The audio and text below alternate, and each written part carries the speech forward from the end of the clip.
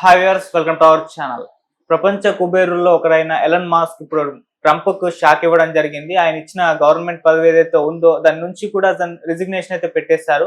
So ఏం జరిగింది మాస్క్కి ట్రంప్కి మధ్య, వీళ్ళ మధ్య విభేదాలు రావడానికి కారణం ఏంటి? మొన్నటి వరకు సఖ్యతతో ఉన్నారు, మరి ఇప్పుడు ఎందుకు విడిపోయారు? సో అసలు ఏం జరుగుతుంది అమెరికాలో? సో ఇదే అంశం మీద డిస్కస్ చేయడానికి ప్రజెంట్ మనతో పాటు సీనియర్ జర్నలిస్ట్ అరవింద్ కొల్లి గారు ఉన్నారు. వారిని అడిగి తెలుసుకునే ప్రయత్నం అయితే చేద్దాం. సో నమస్కారం సార్. నమస్కారం ఆదిత్య. సార్, ఎలన్ మాస్క్ మొన్నటి వరకు కూడా ట్రంప్ తో మంచి సఖ్యతతో ఉన్నారు. ఎలక్షన్స్ ప్రచారంలో కూడా ఆయన యూజ్ అయ్యారు, చాలా మనీ కూడా ఖర్చు పెట్టినట్టుగా తెలిసింది. సో ఇప్పుడు చూస్తే గత కొన్ని రోజుల నుంచి కూడా వీళ్ళ మధ్య విభేదాలు ఉన్నట్టు బయట బహిర్గతంగా సభల్లో కూడా ఎలన్ మాస్క్ ట్రంప్ కు వ్యతిరేకమైన కామెంట్స్ కూడా చేస్తూ వస్తున్నాడు. ఇప్పుడు కూడా పదవికి రిజిగ్నేషన్ పెట్టేశాడు. ఏం జరుగుతుంది సార్? అంటే బహిరంగంగానే కాదు, ట్విట్టర్ వేదిక మీదగా కూడా ఆయన చాలా సందర్భాల్లో ట్రంప్ వ్యతిరేక వ్యాఖ్యలు చేశారు. దాంతోపాటు ఆయన అనేక సందర్భాల్లో ట్రంప్ నిర్ణయాల పట్ల అసంతృప్తిని వ్యక్తం చేశారు. అంటే కొన్ని దేశాల నుంచి సుంకాలు వేయటం నుంచి మొదలు పెడితే పలు అంశాల మీద, పలు విధానపరమైన నిర్ణయాల మీద వ్యతిరేకత వ్యక్తం చేశారు. ఈ వ్యతిరేకత వ్యక్తం చేసే క్రమంలో ట్రంప్కి సంబంధించిన ఒక ముఖ్యమైన విషయం మాట్లాడారు. ట్రంప్ తీసుకున్నటువంటి నిర్ణయాలు కలెక్టివ్గా తీసుకుందాము అని చెప్పి పాలనకు ముందు చెప్పారు. ఇప్పుడు ట్రంప్ ఏకపక్షంగా వ్యవహరిస్తున్నారు అనేటటువంటి భావాన్ని మాత్రం గట్టిగా ఆయన ఈరోజు ఒక పత్రికకు ఇచ్చినటువంటి ఇంటర్వ్యూలో చూసాం. అయితే ఇక్కడ ఎవరు ఏం చేశారు, ఎవరు ఎటువైపు వెళ్తున్నారు, ఈ వాదనంతా పక్కన పెడదాం. ఒక ప్రాథమికమైన అంశం, అమెరికా ఫస్ట్ అనేది ఒక నినాదం, అమెరికా ఫస్ట్ అనేది ఒక వాదం. అమెరికా ఫస్ట్ అనేటటువంటి వాదనం నినాదం వెనుక ఒక రకమైనటువంటి ఈ పోలరైజేషన్ వెనుక ఒక క్లియర్ అభిప్రాయం ఉంది. తమ దేశమే ముఖ్యం అనుకునేటువంటి జాతీయవాద భావాన్ని పెంచాలి అనేటటువంటిది ఉద్దేశం. ఇక్కడ తమ దేశాన్ని ముఖ్యంగా అనుకోవాలంటే తమ దేశానికి ఉపయోగపడేలాగా నిర్ణయాలు ఉండాలి. ఇతర దేశాలని కిల్ చేసేలాగా ఉండకూడదు. ఇతర దేశాలను కిల్ చేయటం కంటే కూడా తమ దేశానికి ఉపయోగపడేలాగా నిర్ణయాలు ఉండాలి అనేది ఒక చర్చ అయితే విస్తృతంగా ఉంది. ఇక అదే సందర్భంలో ప్రపంచవ్యాప్తంగా మీరు అన్నట్టుగా ఏదైతే విస్తృతంగా ట్రంప్కి పెరుగుతున్నటువంటి వ్యతిరేకతను ప్రామాణికంగా తీసుకుంటే, ట్రంప్ భారత్ పాకిస్తాన్ యుద్ధం ఆపరేషన్ సింధు సందర్భంగా కూడా నేనే ఆపించాను అని చెప్పడం ఎంత వివాదాస్పదమైందో, ప్రపంచవ్యాప్తంగా ఎంత పలుచనయ్యాడో అనేది గమనించాలి. అంటే వాస్తవంగా ఇక్కడ కూడా ట్రంప్ వ్యతిరేకులు, ఇక్కడ కూడా మోడీ వ్యతిరేకులు మాట్లాడినటువంటి విషయాలు ఖచ్చితంగా అంటే ట్రంప్ దాన్ని మాట్లాడిన దాన్ని బేస్ చేసుకుని అనేక విమర్శలు అయితే వచ్చినాయి. కానీ చివరికి అంటే అతి తక్కువ కాలంలో 2-3 రోజుల్లోనే నేను కాదు చేసింది, వాళ్లే ద్వైపాక్షికంగా పరిష్కరించుకున్నారు అని చెప్పేటటువంటి పరిస్థితి చేశారు. నిజంగా ఆ రకమైనటువంటి పరిస్థితి ఉన్నప్పటికీ తన మధ్యవర్తిత్వం లేదా తన కమాండో, డిక్టేటో, ఇంకో ఏదైనా పదం కానీ చేసినప్పటికీ అది చివరికి ఆయన అన్న మాటను కూడా నిలబెట్టుకోలేనటువంటి పరిస్థితి ఉంది. ఇది ఒక విచిత్రమైన పరిస్థితి. అంటే ట్రంప్ ప్రతిష్ట దిగజారుతుంది, మసకబారుతుంది అనేటటువంటి అంశం. అయితే ఇక్కడ ఒక విషయం గమనించాలి. ట్రంప్ గెలుపులో ఎలన్ మస్క్ పాత్ర ఎవరికైనా క్లియర్గా అర్థమవుతుంది. అంటే సోషల్ మీడియా ద్వారా మనసులని ప్రభావితం చేసే ఓటు వేసేవాటి ఓటర్లని ప్రభావితం చేసేటటువంటి ప్రక్రియ సుమారుగా గత 15-20 సంవత్సరాలుగా ప్రపంచవ్యాప్తంగా చాలా కీలకమైనటువంటి పాత్ర పోషిస్తుంది. అటువంటి పాత్ర పోషిస్తున్నటువంటి సంస్థ, ఒక పెద్ద సంస్థకి అధిపతి అయినటువంటి ఎలాన్ మస్క్ తాను చేసినటువంటి ప్రయత్నాల్లో భాగంగా అదొకటి చేశాడు. ఎక్కడ దాపరికమే లేదు. మస్క్కి చేసినటువంటి ప్రయత్నాల మూలంగా కొంత ట్రంప్కి అనుకూల వాతావరణం అయితే అమెరికా ఓటర్లలో సానుకూలత వ్యక్తం చేసినటువంటి విషయం వాస్తవం. అందుకే బైడెన్ డ్రాప్ అయిపోయి కమలా హ్యారిస్ ప్రెసిడెంట్ అభ్యర్థిగా వచ్చినాక ఒక విస్తృతంగా జరిగినటువంటి ప్రచారంలో కమలా హ్యారిస్ కొంత మొగ్గు చూపినటువంటి పరిస్థితి కూడా కనిపించింది ఒక దశలో. అంటే ఆ పల్స్ పట్టుకోవటంలో కొన్ని సంస్థలు, చాలా ప్రముఖ సంస్థలు కూడా ఆ రకమైన ఇండికేషన్స్ ఇచ్చినాయి.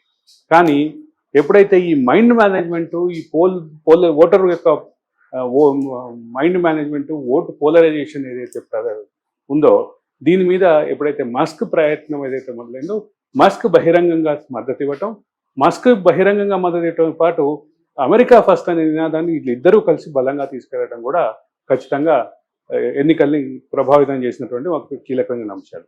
కానీ తర్వాత పాలనా సంస్కరణలు అట్లాగే కొంత అడ్మినిస్ట్రేషన్ని మెరుగుపరచడంలో భాగంగా డోజ్ సంస్థను ఏర్పాటు చేయడం, దానికి చైర్మన్గా మస్క్ని నియమించడం కూడా చూసాం. ఈ మొత్తం అంశంలో ఒకటి కీలకమైన విషయం గమనించాల్సింది ఏంటంటే, ఒక అభిప్రాయం మీద ఒక మాట మీద ఉండడు ట్రంప్, తరచుగా మాటలు మారుస్తుంటాడు అని ఎలాన్ మస్క్ ఆ ఇంటర్వ్యూలో చాలా క్లియర్గా చెప్పారు. ఆ చెప్పే క్రమంలో ఆయన మాట్లాడిన మాట ఏంటి, మొత్తం చర్చలో ఇక్కడ అది కీలకం. ఒక మాట మీద ఉండడు, ఒక అభిప్రాయం మీద ఉండడు, అదే సందర్భంలో దేశానికి ఉపయోగపడేలాగా నిర్ణయాలు తీసుకోవాలనే కనీస బాధ్యత కూడా తీసుకోడు ఆయన నిర్ణయాల విషయంలో అనేది ఆయన మీద వచ్చినటువంటి వాస్తవం. సో వీటన్నిటిని కలిపి చూస్తే ఎక్కడ ఆగుతాం, ఎటు వెళ్తాం అనేది ఎలన్ మస్క్ మాట్లాడినటువంటి అంశం. దీని ఆధారంగా అయితే ఖచ్చితంగా ఎలన్ మస్క్ చాలా కీలకమైన వ్యాఖ్యలు చేశారు. ఎలన్ మస్క్ చేసినటువంటి వ్యాఖ్యలతో పాటు వెళ్ళిపోయే క్రమంలో, బయటకు వెళ్ళిపోయే క్రమంలో ఆయన ట్రంప్కి థ్యాంక్స్ చెప్పి ఐ కాంట్ కంటిన్యూ అని కూడా అభిప్రాయం వ్యక్తం చేశారు. ఇది ఒక కీలకమైన అంశం. దీన్ని బేస్ చేసుకుని ఆలోచిస్తే ట్రంప్ యొక్క వైఖరి, ఆలోచన విధానం, వ్యవహార శైలి, వీటన్నిటి పట్ల ఎలాన్ మస్క్కు ఉన్నటువంటి అభ్యంతరాలు, ఎలాన్ మస్క్కు ఉన్నటువంటి అసంతృప్తి క్లియర్గా చెప్పినట్టుగానే భావించాలి. ఇక మీరన్నట్లుగా ప్రపంచవ్యాప్తంగా ట్రంప్ వ్యతిరేకత పెరుగుతోంది, ఎలాన్ మస్క్ కూడా అందులో కలిశాడు అనేటటువంటి భావాన్ని సింపుల్గా తీసేయలేం. ఎలాన్ మస్క్ ప్రభావాన్ని ఖచ్చితంగా తీసేయలేం. మొత్తం విస్తృతంగా ఆలోచిస్తే మాత్రం మామూలుగానే ట్రంప్ మీద వ్యతిరేకత పెరుగుతున్న విషయం వాస్తవం. అదే సందర్భంలో అమెరికాలో కూడా ట్రంప్ మీద వ్యతిరేకత పెరుగుతున్నటువంటి విషయం వాస్తవం.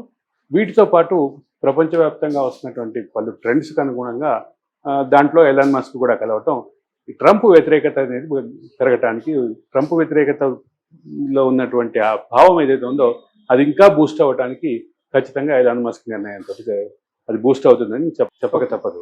ఆదిత్య సార్, దీన్ని డ్యామేజ్ ఏమన్నా ట్రంప్ కు ఉంటుందంటారంటే ఎలాన్ మస్క్ యాక్చువల్గా ఇంకో 4 సంవత్సరాల వరకు ట్రంప్ అధికారంలో ఉంటారు. అధికారంలో ఉన్న క్రమంలో ఆయన మీద ఎక్కడ ఇంపీచ్మెంట్ పెట్టడం, అవిశ్వాస తీర్మానం పెట్టడం అవన్నీ ప్రాక్టికల్గా సాధ్యమయ్యేవి కాదు. ప్రాక్టికల్గా సాధ్యమయ్యేంత వ్యతిరేకత పెరుగుతుందా, పెరిగితే ఏం జరుగుతుంది అనేది అమెరికా ప్రజలు, అమెరికా రాజ్యాంగం ఏం చెప్తుంది అనేది ఒకసారి చూడాలి. అంటే ఇక్కడ ప్రధానమైన అంశం ఏంటి, ట్రంప్కు వ్యతిరేకత ఇంటా బయట పెరుగుతోంది అనేది వాస్తవం. ఇంట పెరుగుతున్న వ్యతిరేకతని మరింత బూస్ట్ చేసేలాగా ఎలన్ మస్క్ నిర్ణయం ఉంది అని చెప్పడం వాస్తవం. వీటి ఆధారంగా మాత్రం ఖచ్చితంగా ఎలన్ మస్క్ నిర్ణయంతో ట్రంప్ వ్యతిరేక శిబిరానికి కాస్త ఊపు వచ్చింది అని చెప్పక తప్పదు. అంటే వెంటనే ట్రంప్ దిగిపోతాడా అంటే అది దానికి ప్రాక్టికల్గా సాధ్యాసాధ్యాలు వేరే.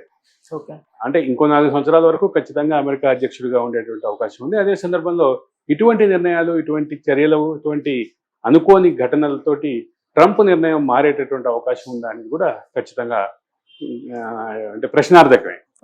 ఆ ప్రశ్నార్థకానికి సమాధానం ట్రంప్ వ్యవహార శైలే చెప్పాలి. సార్, అప్పటి వరకు అన్ని మేనేజ్ చేసుకోవచ్చేమో, అంటే ట్రంప్ మళ్ళీ మాస్క్ దగ్గర తీసుకోవడం, వ్యతిరేకత పెరిగేదా? 4 సంవత్సరాల వరకు ట్రంప్కి వెళ్ళలేదు. అయితే ఒకటి ఇక్కడ ఇంకో విషయం కూడా ఉంది, ట్రంప్ మరోసారి దేశాధ్యక్షుడు అయ్యే అవకాశం లేదు. రెండోసారి 2 టర్మ్సే అమెరికా రాజ్యాంగం ప్రకారం 2 టర్మ్స్ మాత్రమే ఉండేటటువంటి అవకాశం ఉంది. కాబట్టి ట్రంప్కి ఎన్నికల్లో పోటీ చేసే అవకాశం అయితే లేదు. ట్రంప్ నిర్ణయాల మూలంగా అమెరికా యొక్క ఆర్థిక పరిస్థితి కానీ, అమెరికా యొక్క సామాజిక పరిస్థితి కానీ, అమెరికాలో ఉన్నటువంటి ఇమిగ్రేషన్ పరిస్థితులు కానీ అనూహ్యంగా మారినాయి. కాబట్టి వాటిని స్టెబిలైజ్ అవుతాయా లేదా, ట్రంప్ ఆలోచన మనకు వస్తుందా లేదా, ఇది ఇట్లా ఉంటే ఇవాళ అంటే మార్నింగే ఒక పక్క ఎలాన్ మస్క్ ఇచ్చినటువంటి షాక్తో పాటు రెండో పక్క ఫెడరల్ కోర్టు కూడా ట్రంప్ యొక్క నిర్ణయాన్ని రెండింటిని ఆపేసినటువంటి పరిస్థితి ఉంది. వీటన్నిటి మూలంగా ట్రంప్ వ్యతిరేకత ఎటు వెళ్తుంది అనేది ఖచ్చితంగా ప్రశ్నార్థకమే. Right sir, thank you so much sir.